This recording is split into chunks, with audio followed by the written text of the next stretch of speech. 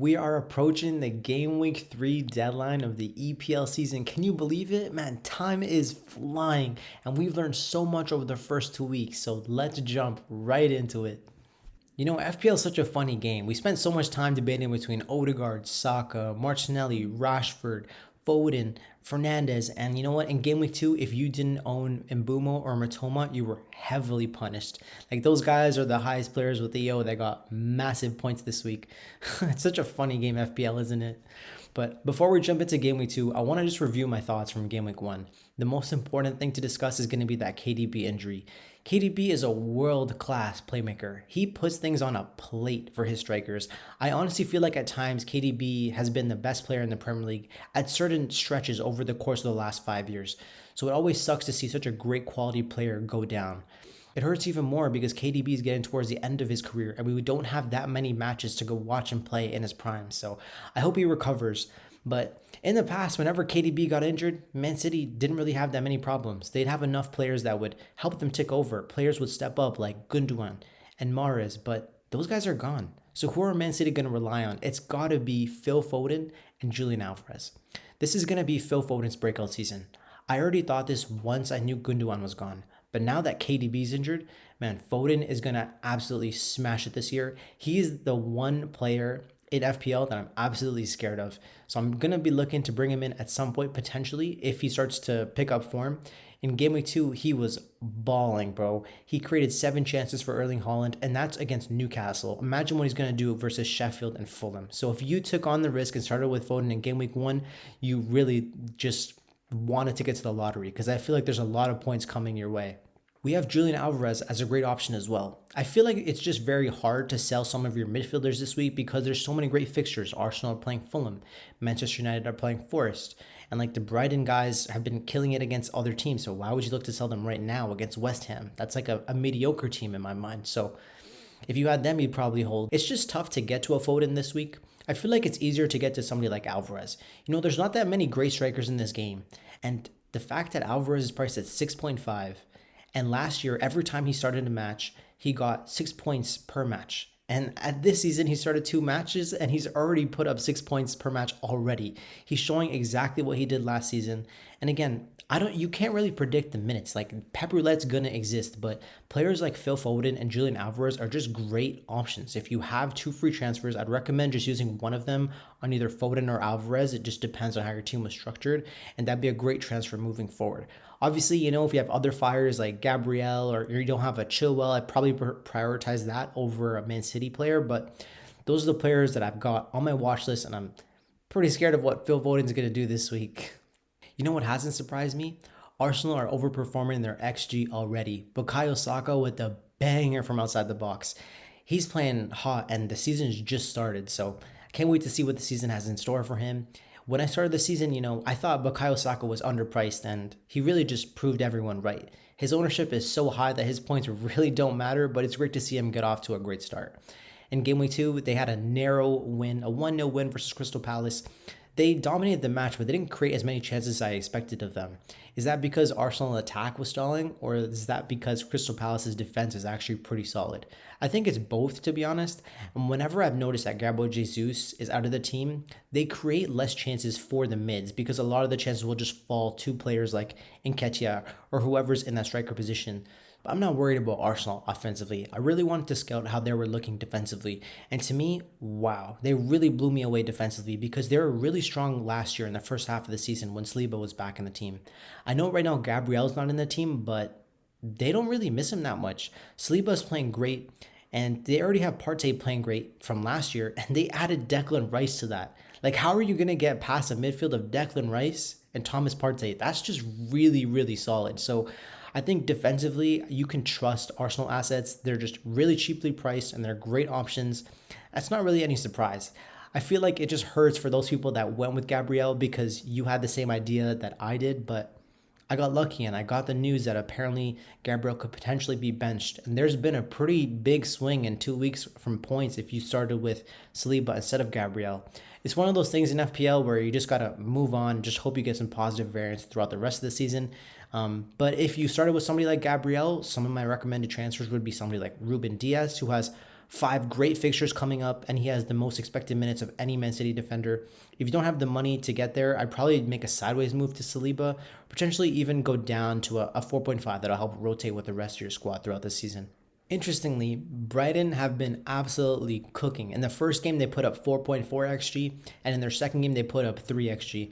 Defensively, they've been pretty suspect though, because look, Luton almost put up 2 XG against them, and Wolves put 2.5 XG against them. So defensively, I don't know if I trust Brighton, but offensively, you can expect them to score goals. Roberto De Zerbi, man, he's him. What an incredible manager. They really found a gem in De Zerbi because they went from underperforming their XG under Graham Potter to now creating as much XG as teams like Arsenal or Man City, or even more than them, to be honest. So March and Matoma are gems. We already knew that coming into the season, and that nothing has really changed. But there's just so many mids. So what about the forwards? There's players like Joao Pedro. There's players like Evan Ferguson. These guys can have breakout seasons. Pedro is actually on penalties as well.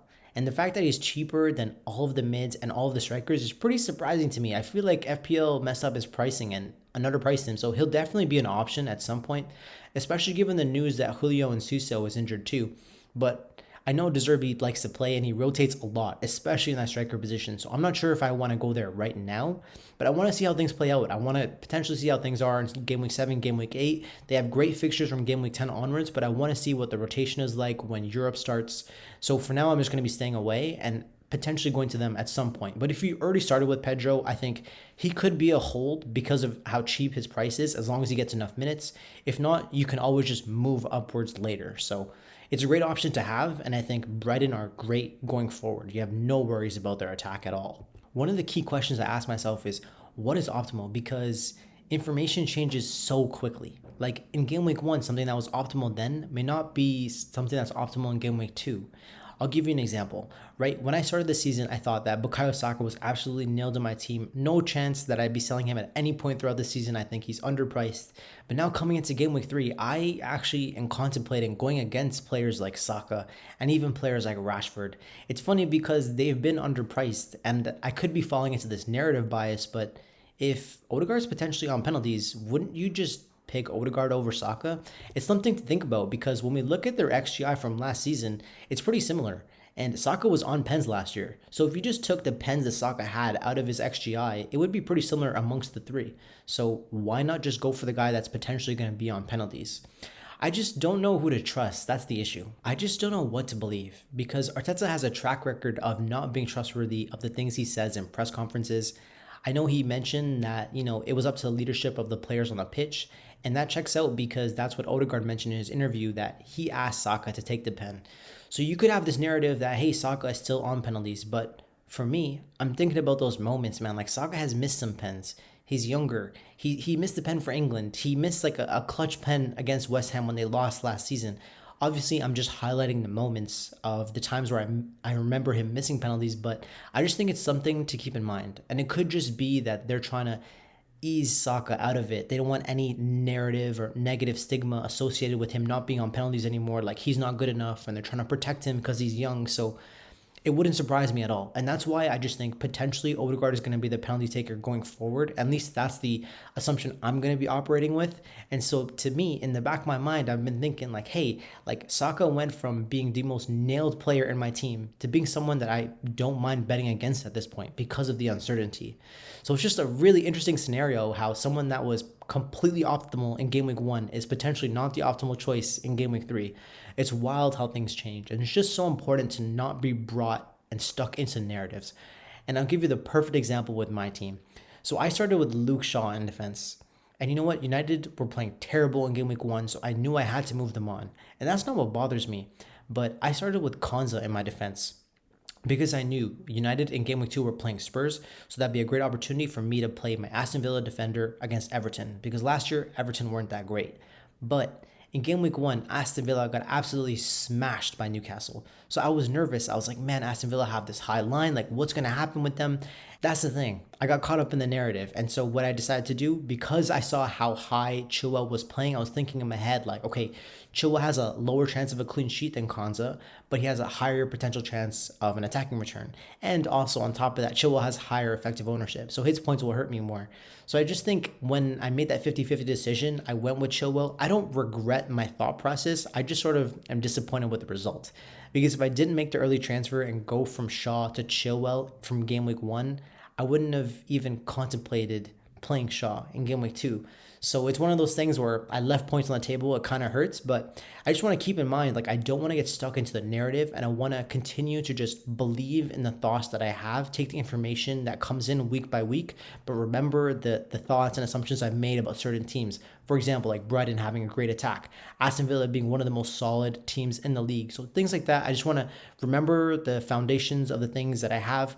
We have a whole sample size from last season, and I don't want to forget what I've learned then. And I want to continue to take that information, add to it as much as I can, but not over rely on this small sample size from the first couple weeks.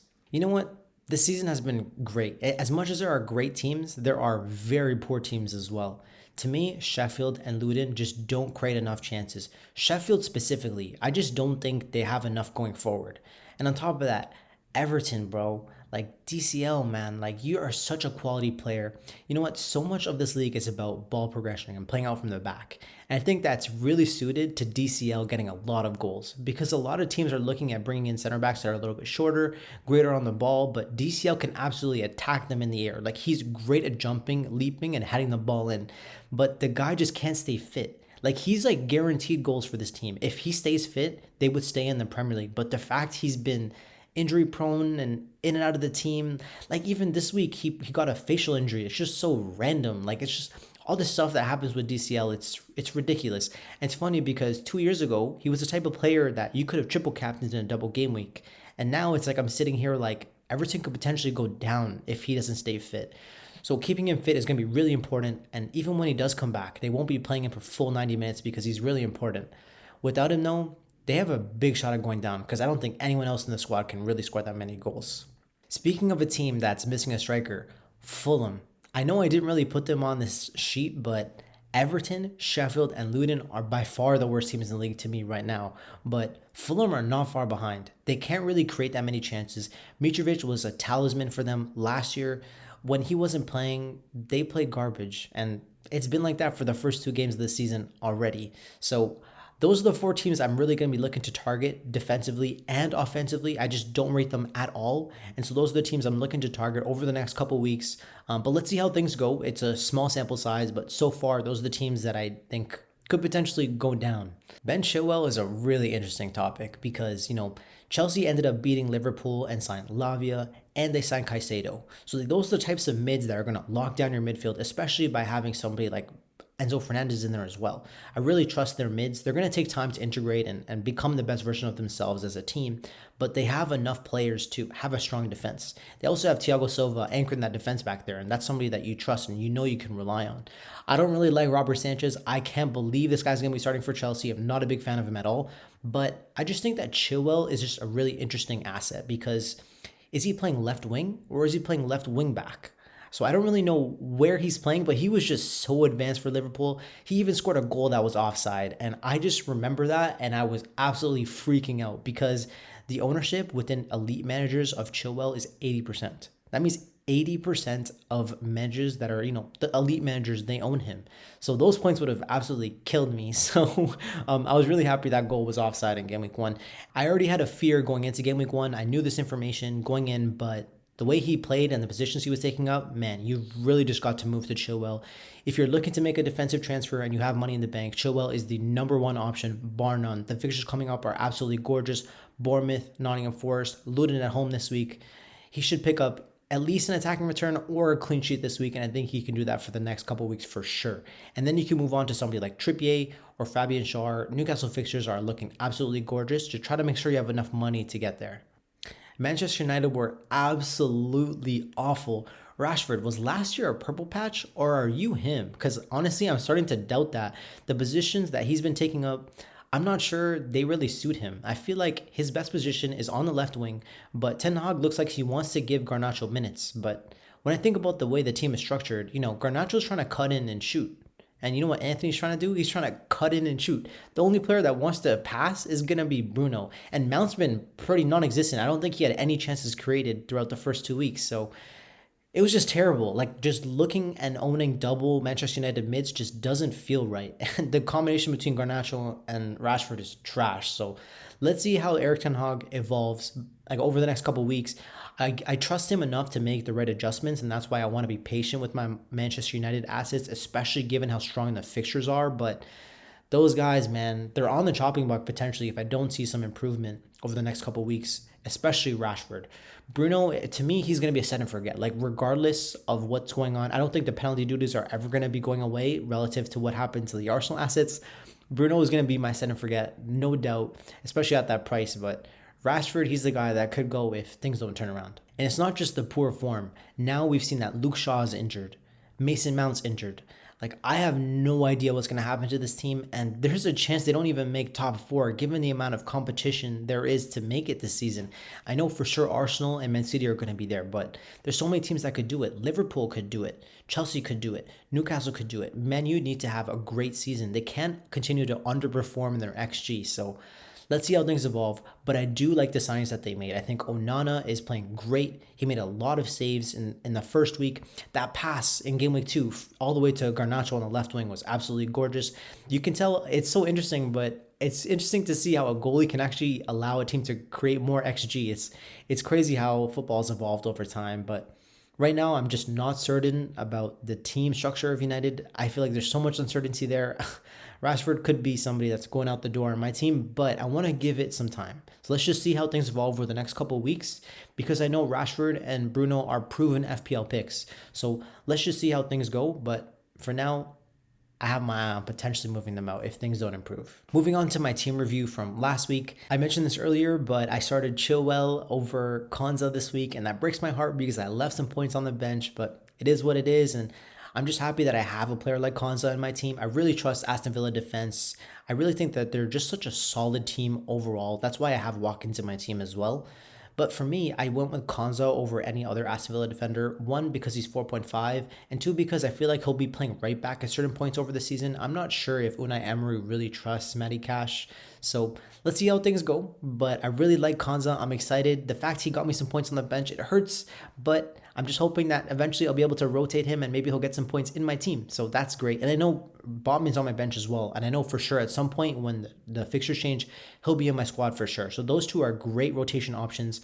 And for me, Estupiñán, man, he just puts up so much XGI, and he's a defender. He's 5.0. Like, he's definitely going to be rotated in and out of my squad based on the fixtures because you can't trust Brighton defensively, but he's a great asset right now. And I don't think he's going to be getting goals and assists every single week, but for now, when he's in form, like, I've just got to keep playing him. And then, again, I mentioned this earlier, but Arsenal defense, super solid. So glad I actually went with Saliba. And he got 2 bonus points this week too. So just rubbing salt into the wounds of those players that went for Gabriel, right? We got my triple Arsenal as well. So I have Martinelli and Saka. The issue with this is that I think the fact that Odegaard is going to be on penalties, we're going to see a lot of movement from somebody like Martinelli to an Odegaard and potentially even Saka to an Odegaard as well. And on top of that, Martinelli is just playing too wide. Like, he's playing wider than Grealish plays for Man City. He's not really involved with the play much. There's just so much right-sided bias for Arsenal. So Martinelli, for me, is one of the number one players on my chopping block because there's so many options in midfield. We've got the Brighton mids. We've got Foden. We've got the Liverpool mids. There's just so much that I can move to, and I just have high expectations. So Martinelli isn't reaching that, but he has a great fixture this week in Fulham, so it's just hard for me to justify selling him at this point. And Mbeumo with the 2 goals. The thing with Mbeumo is that he plays right wing, but the fact that Tony's not on the team anymore, he doesn't get subbed early. You know who gets subbed early? Wissa. And then Mbeumo becomes this striker. Like, that's how we got the second goal in this game. So Mbeumo's really punishing other FPL teams that don't own him because he's basically a 90-minute man right now. So let's see how things go, but he's in form, playing well. Brentford are creating lots of chances. And I just think as a team, the system that Thomas Frank uses for Brentford is just so solid. They can really get you on the counterattack. They're really efficient with the way that they use the possession, so they're great to watch. I had a feeling I'd be on Brian and Mbeumo because of the ban to Ivan Toney and the information that we've gotten since the season started. My hypothesis hasn't really changed. I just think he's a great value asset. The United mids, boys, you better turn things around because right now it's not looking good. But at least I have the budget Harry Kane up top. Man, Ollie Watkins is just so solid. It was disappointing to see Haaland blank, but you know what? He averages 8 points per match. You don't really have to worry too much when you have Haaland in your team. You can potentially just captain him every week and just blindly do it and not have to worry. So I had a really solid week over the first 2 weeks. I'm actually ranked at 400K, which is really solid. I wanted to be around the 1 million mark by game week 10. So that's what my goal is. I've surpassed that, but I know how tight the ranks are. Just like 5 points and you're going to be out to like the 2 million mark potentially. So it's just so tight in the rank. So I just don't really care that much about where I am right now. And I'm really just more excited about where my team is as a whole. Moving on to my Game Week 3 preview, I've already made my transfer. I just really feel like Man City players are the players that you really want to be buying this week. I really should be rolling because my team looked really solid. Watkins had a great fixture. He had Burnley, and he actually just played in the Europa Conference League and got a hat trick. So he's in form now, but my instinct just tells me that Julian Alvarez is going to be a really key asset because he's 6.5, plays for the best team in the league. He's an elite finisher, and on top of that, he's cheaper than all of the other strikers. To me, I'm not really worried too much about Alvarez. I feel like the minutes will dictate when it's time to sell. For now, I just think he has minutes nailed, especially over the next two. And I think Man City could score 6 goals in the next 2 games, and I wouldn't be surprised. So I just wanted to buy a ticket to the lottery, and let's just see how that plays out. Because I just feel like I really trust the rest of my team. The only other potential players I've been looking to move would be Martinelli or maybe even Rashford. Those are the other 2 players that I'm looking to sell at some point if they don't end up turning their form around. So let's see how things go, but I'm really excited for this team. Chilwell with Luton at home. That's just a great fixture. I have my goalkeeper of Johnston for Crystal Palace. Crystal Palace were really solid against Arsenal, and that's kind of juxtaposed because I have Brian Mbeumo. I don't really like to see that in my team, but I'm just hoping that if Brentford score, it's through Mbeumo. If not, Johnston's giving me the clean sheet points, so I'm not really worried. Estupiñán has been so solid over the first 2 weeks, so I'm definitely not going to be benching him for a home fixture. And then I've got my triple Arsenal. I just think Arsenal are absolutely going to smack Fulham. Fulham have been terrible over the first 2 weeks. There's no doubt in my mind Arsenal are going to kill it. I'm just hoping that given the fact that Gabriel Jesus is back in training, maybe he's going to get some minutes, and that could potentially mean that Martinelli will be a little bit more central because right now he's playing 2 wide. So let's see how things go. But this Fulham fixture is going to be Martinelli's last chance to prove to me that he's worth keeping. Rashford and Fernandes, boys, you've got the money fixture, like Nottingham Forest at home. I'm expecting some points this week. However, Nottingham Forest have been really solid defensively. They're the 2nd or 3rd best team for expected goals conceded, which was really surprising. Obviously, they have a fixture of Sheffield United in there, so that skews the data. But at the end of the day, I'm really trusting Manchester United. I expect big things from them, so hopefully they can turn their form around and turn their season around. And of course, I'm captaining the big man, Erling Haaland. No surprise. There's no way anyone else is going to captain anyone else. So it's one of those things where this is just the money fixture for Haaland. He's going to kill it this week. And there's no surprise with captaincy there. So that wraps it up, guys. We just went through my thoughts from Game Week 1 and Game Week 2, looked at my Game Week 2 team, and looking at my Game Week 3 team with my transfer. It's been an incredible season so far, and I can't wait to see what's in store. And if I'm providing some value to you, please drop a like, comment, and subscribe, and I'll see y'all again soon. Peace.